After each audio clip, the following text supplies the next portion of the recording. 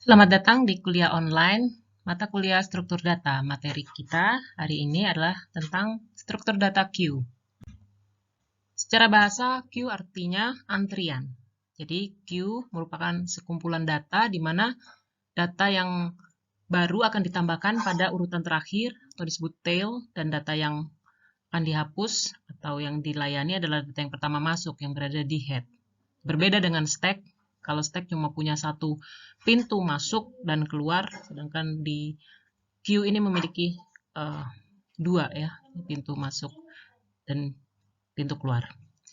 Ada dua ujung atau pintu ini, di mana elemen masuk dari ujung atas, ya, insert dari ujung atas yang disebut front atau head, dan elemen keluar atau dihapus dari ujung bawah yang disebut rear atau tail.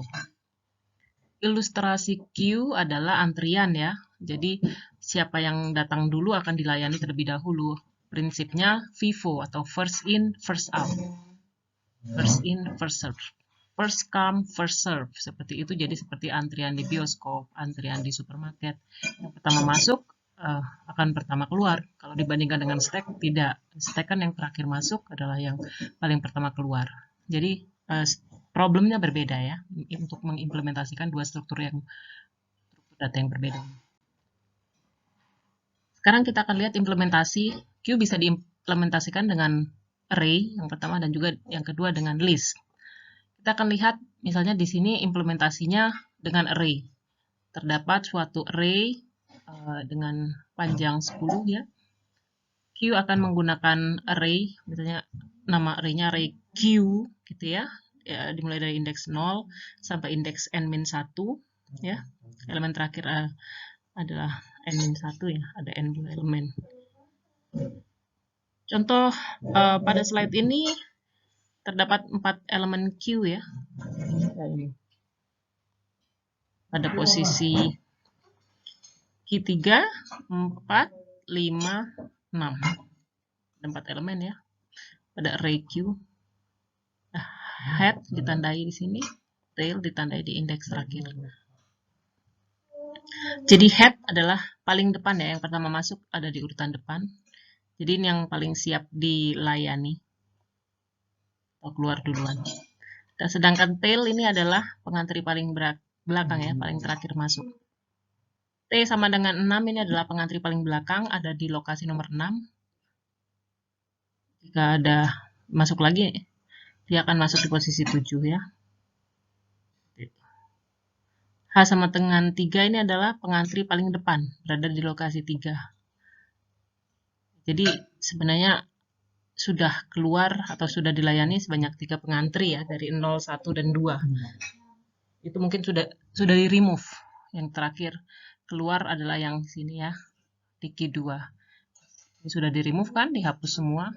Karena array itu ya tidak geser, sebenarnya tetap strukturnya di indeks seperti ini. Sekarang headnya di sini. Pada contoh Q dapat dilakukan dua operasi, yaitu insert, memasukkan atau mengisi yang dinamakan operasi NQ, ya, memasukkan data baru ke antrian. Dan yang kedua, mengambil, mengeluarkan, remove, hapus, yang operasinya disebut DQ, ya, mengeluarkan data dari antrian. Bila NQ dijalankan, ya, dipanggil operasi NQ, maka data baru disimpan pada indeks yang paling belakang, Q7 dalam kasus contoh tadi. Ya, jadi pointer tail-nya harus diarahkan ke Q7. Kalau ada data baru yang perlu kita update adalah ya tail, rear, seperti itu kan tidak lagi di posisi 6 tapi di-update ke posisi 7. Selanjutnya bila instruksi deq ya, menghapus dijalankan, ini mengambil satu elemen, maka yang akan diambil yang dari posisi paling depan, karena Q ini kan yang pertama masuk, pertama dilayani, dikeluarkan. Karena H menunjuk head-nya menunjuk Q3, maka dikeluarkan isi Q3, kemudian diupdate ya head-nya menjadi Q4. Selain NQ dan DQ, operasi yang dapat dilakukan pada Q adalah ini ya, ada isEmpty untuk mengecek apakah Q kosong atau tidak, isFull mengecek apakah Q penuh atau tidak, clear menghapus data dalam antrian, dan view untuk displaying data ya, menampilkan data dalam antrian. Kita lihat di sini ya, awalnya Q yang kosong ditandai dengan H-1, T-1, karena indeks min 1 kan nggak ada di array. Ini artinya Q-nya kosong secara logik. Ini adalah deklarasinya ya. Nah, ini. Is empty, di sini intinya kita memeriksa apakah head-nya dan tail-nya bernilai min 1. Is empty. Is full, ini kebalikannya is empty. Kita lihat apakah Q dalam bentuk array, karena array ini kan size-nya fix ya di awal. Sudah penuh. Kalau sudah penuh, maka tail sama dengan n-1 ya. Max min 1. Max di sini size n-nya ya. Hasilnya ya true, false. Kalau sudah penuh ya true, sebaliknya false. Enqueue berfungsi untuk menambahkan data ke dalam queue. Tapi harus cek dulu apakah antriannya penuh atau belum sebelum kita memasukkan. Kalau antrian sudah penuh, cek apakah head sudah berada di indeks 0 atau belum. Pada proses NQ akan bergerak terus adalah nilai tail. Ya. Jadi nilai head tidak lebih dari 0, kecuali antrian kosong. Ini implementasi dari NQ. Selanjutnya DQ atau remove ya, mengambil data yang sudah masuk di urutan paling depan. Kalau NQ masuk di belakang, DQ paling depan. Pertama langkahnya cek dulu Q kosong atau tidak. Jika ada isinya, ambil data yang ditunjuk oleh head, lalu geser ya yang belakang ke depannya. Atau headnya yang di-update ya, geser ke sampingnya. Ini implementasi DQ. Clear adalah untuk mengosongkan Q. Caranya sederhana, yaitu kita ubah nilai head dan tail menjadi min 1, maka ya udah is empty dia.